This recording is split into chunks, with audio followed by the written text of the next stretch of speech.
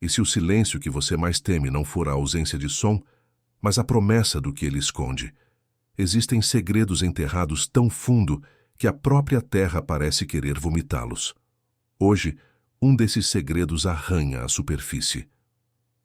Você já se perguntou o que acontece quando a mente humana é empurrada para além do limite, num lugar esquecido por Deus e pelos homens?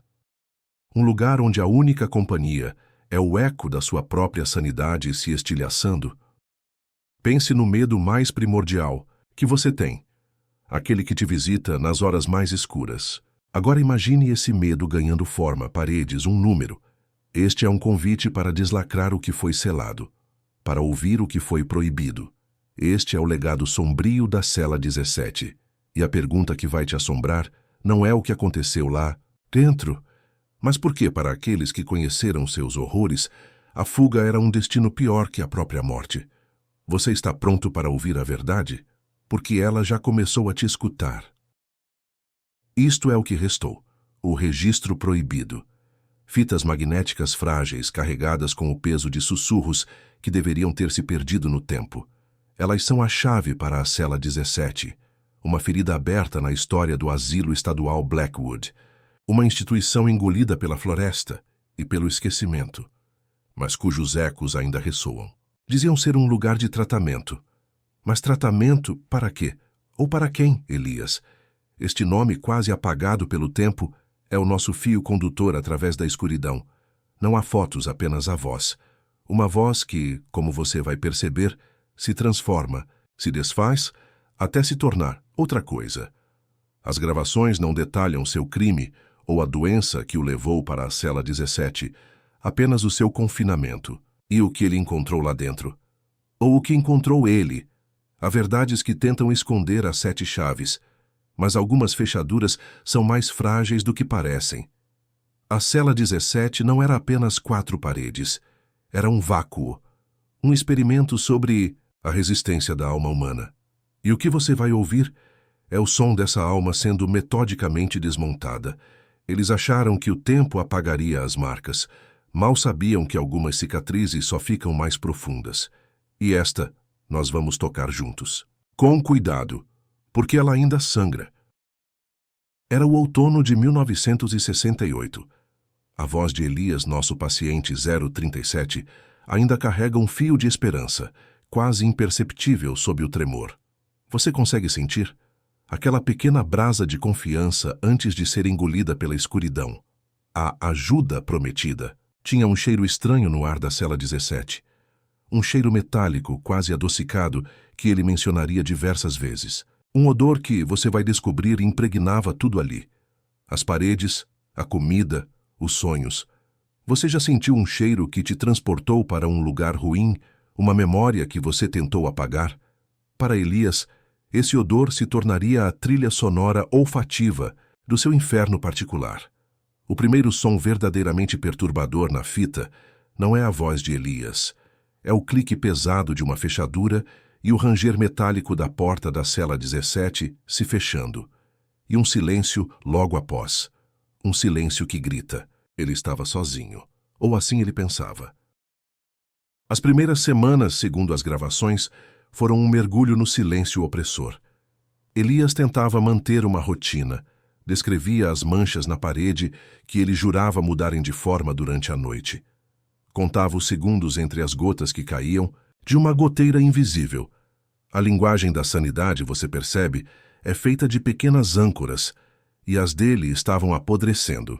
A cada dia que passava, a solidão da cela 17 se tornava mais palpável, mais densa, como uma névoa fria que se infiltrava nos ossos e na alma. Ele começa a falar com as paredes, com as sombras, não porque quisesse, mas porque o silêncio da cela 17 era voraz, uma entidade faminta que devorava qualquer vestígio de normalidade. E qualquer som, mesmo o da própria voz ecoando a loucura, era uma forma frágil de combatê-lo. Você já se sentiu tão sozinho que o vazio começou a ter voz própria, a sussurrar coisas que você não queria ouvir, a pintar rostos nas imperfeições do concreto? E então, um novo som emerge nas fitas. Um arrastar. Leve, quase hesitante, do outro lado da parede, ou talvez de dentro dela. Elias para de falar. Ouve-se apenas sua respiração irregular, quase um chiado dolorido, e o arrastar sutil persistente. Ele não estava mais sozinho com seus pensamentos. Algo mais estava ali. Eles sussurram, Elias grava. A voz agora um fio rouco quebrado. Ele não consegue entender as palavras. Diz que soam como insetos, um enxame chitintoso roçando as antenas, ou talvez folhas secas, quebradiças, roçando em vidro sujo. Mas ele sente a intenção por trás dos sons indecifráveis. O escárnio gelado, a fome insaciável de algo que não se alimenta de carne, mas de sanidade. Os relatórios médicos, que encontramos anexos a algumas fitas, documentos frios, burocráticos, manchados pelo tempo e talvez por algo mais sinistro, falam em deterioração mental acelerada, alucinações auditivas complexas, linguagem clínica para descrever o indescritível. Mas você, ouvindo essas fitas agora, com o arrepio subindo pela sua espinha como uma aranha gelada, você também não ouviria os sussurros? A linha entre a loucura induzida pelo isolamento extremo e a percepção de uma realidade terrivelmente alterada torna-se perigosamente tênue, quase inexistente na cela 17. Uma noite a gravação capta um som claro em meio à estática persistente. Não é Elias. É uma voz feminina, fina como um fio de navalha, cantando uma canção de ninar distorcida, as palavras flutuando quase inaudíveis, antes de ser abruptamente cortada por um som gutural, um estalo molhado. Elias grita, um som puro de terror animal. A fita silencia, deixando apenas o chiado e o seu coração martelando contra as costelas. Ocasionalmente as gravações de Elias são interrompidas. Seguem-se trechos curtos, etiquetados friamente como sessões de observação.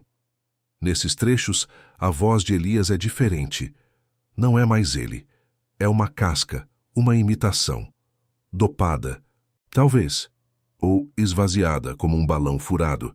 Não há descrição de violência física explícita nos registros oficiais que encontramos. A crueldade aqui era mais sutil, mais insidiosa. Mas Elias fala, em seus momentos de maior lucidez fragmentada, de agulhas frias como o inverno, de salas onde o tempo se dobrava e se desfazia como fumaça, de um zumbido constante, agudo, que desfazia os pensamentos antes mesmo que eles se formassem. Era uma tortura da mente, uma desconstrução sistemática do eu peça por peça. Você consegue imaginar um lugar onde sua própria mente se torna a arma do seu torturador, voltada contra você com precisão cirúrgica? O que você faria para silenciar esse zumbido, para apagar essas luzes que queimavam as retinas e a alma?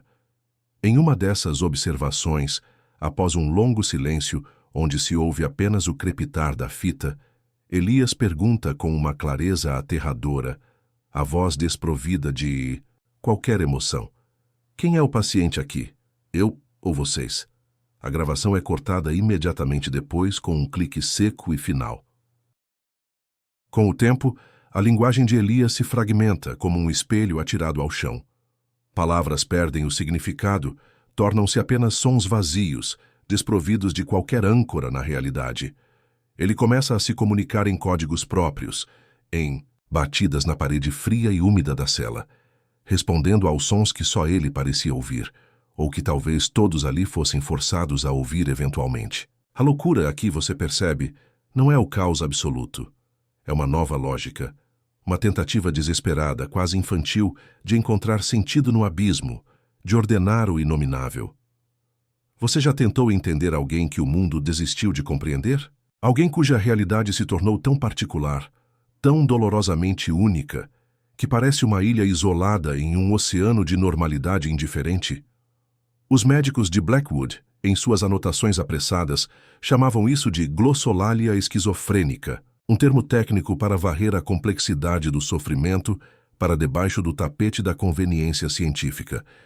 Mas para Elias, era um diálogo, talvez o único possível naquele inferno chamado Cela 17. Uma das últimas gravações mais longas de Elias contém uma frase repetida incessantemente, a voz embargada, quase um mantra de desespero. A porta não é a saída. A porta não é a saída. O que ele, em sua lucidez fraturada, estava tentando nos dizer. É na fita 27 que a palavra fuga surge com uma clareza aterradora. Não com esperança, você entende. Não como um farol na escuridão, mas com um pavor que congela o sangue, que faz os pelos da nuca se arrepiarem. Outro paciente de uma cela, vizinha um tal de Marcos da 4, aparentemente tentou. Tentou o quê? Escapar ou algo mais? O jardim. Esse nome, aparentemente inofensivo, quase bucólico, ecoa nas gravações posteriores com um terror reverente, como se fosse o nome de um deus antigo e malévolo. Nenhum dos relatórios oficiais, nenhuma planta baixa do asilo Blackwood que conseguimos encontrar, menciona um jardim. Seria um código interno entre os detentos? Uma ala secreta, não mapeada, para onde os irrecuperáveis eram levados? A respiração de Elias torna-se um sopro gelado no microfone quando ele fala sobre isso. O medo tão intenso que você quase pode tocá-lo. O que haveria nesse jardim que era tão temido, mais temido que a própria cela 17? Elias sussurra, quase inaudível, as palavras se perdendo no chiado da fita. Ninguém volta do jardim como era antes. Eles florescem diferente. Ouviram adubo. A fita chia e se interrompe bruscamente, como se o próprio gravador não suportasse o peso dessa revelação. Fragmentos de outras fitas, de outros pacientes anônimos da ala C, o corredor esquecido onde ficava a infame cela 17, começam a pintar um quadro ainda mais sombrio, se é que isso é possível. Falam de libertações noturnas, cerimônias, silenciosas sob a luz pálida da lua, de transferências para o pavilhão Sol. Um nome que soa como uma piada cruel naquele contexto de trevas, mas o tom é sempre o mesmo, não importa a voz. Pavor absoluto, resignação fria. O homem pálido do jardim. Uma figura recorrente nesses fragmentos perdidos, um espectro sussurrado nos corredores da loucura. Seria ele o jardineiro macabro? Aquele que colhia as almas tratadas e as replantava em seu solo profano? Você começa a entender a dimensão do horror. A fuga, a tão sonhada liberdade da cela 17, não era um retorno ao mundo que conhecemos. Era uma entrada em outro estágio do pesadelo, talvez um estágio final, onde você perdesse até mesmo a consciência da sua própria danação, tornando-se apenas mais uma flor silenciosa naquele jardim de horrores. Uma anotação, rabiscada com pressa na margem de um relatório de enfermagem, sobre a cela 17, quase ilegível, diz simplesmente: procedimento colheita iniciado, sujeito 037 encaminhado ao setor Gama. Fim do registro C17. Setor Gama. Seria esse o nome oficial, burocrático e asséptico para o temido jardim? A última fita de Elias é uma provação para se ouvir. Quase ininteligível. Fragmentos de palavras como cacos de vidro, respirações longas e arrastadas, interrompidas por um som que pode ser choro sufocado, ou um riso baixo, resignado, que arrepia até a alma. Mas uma frase se destaca, repetida com uma clareza fantasmagórica. A voz de Elias agora um sussurro etéreo, quase um lamento de além-túmulo. E então você entende, com um impacto que te deixa sem ar. A fuga, a liberdade, o jardim. Não era sobre escapar da instituição, sobre ver a luz do sol novamente.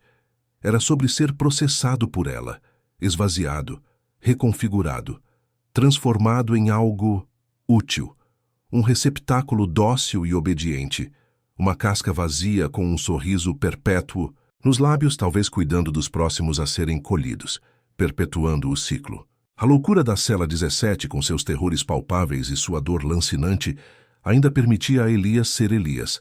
Lutar, gritar, existir, mesmo que fosse uma existência de puro sofrimento. Mas o jardim prometia a paz terrível da aniquilação do eu, da erradicação da identidade. Isso era pior que a morte física, era a morte da alma, enquanto o corpo continuava. um autômato a serviço do horror. A fita termina com um último som, quase imperceptível sob o chiado final. O leve estalar de um galho seco sendo pisado, muito próximo ao microfone, e um suspiro, que não parece ser de Elias, como se alguém estivesse ali com ele no momento final da gravação, alguém do jardim, observando, esperando. A cela 17 não era uma prisão para o corpo, era uma forja para desmantelar a alma, um laboratório perverso para descobrir o ponto exato em que um ser humano desiste de si mesmo, em que a esperança se extingue e apenas a casca permanece. O registro proibido foi selado, escondido, porque revelava não um monstro sobrenatural saído de pesadelos, mas a monstruosidade calculada, fria e sistemática de um sistema que via seres humanos como engrenagens descartáveis, como experimentos a serem conduzidos até a sua conclusão lógica e terrível. Como colheita. As fitas terminam, mas o silêncio que elas deixam, esse é o verdadeiro registro proibido, um silêncio carregado com os gritos não ditos de Elias e de tantos outros cujas vozes se perderam nos corredores escuros de Blackwood. Dizem que o asilo estadual Blackwood foi demolido há anos, que o jardim virou cinzas e esquecimento. Mas você acredita mesmo que algo assim, uma mancha tão profunda na alma humana, pode ser verdadeiramente apagado? Ou será que apenas mudou de nome, de lugar, continuando seu trabalho profano nas sombras? Agora você também ouviu, e algumas verdades, uma vez conhecidas, uma vez ouvidas, se agarram a você, como o cheiro persistente de metal enferrujado e flores podres. Qual será o próximo registro proibido que encontraremos, ou que nos encontrará rastejando para fora da escuridão? Boa noite, se puder.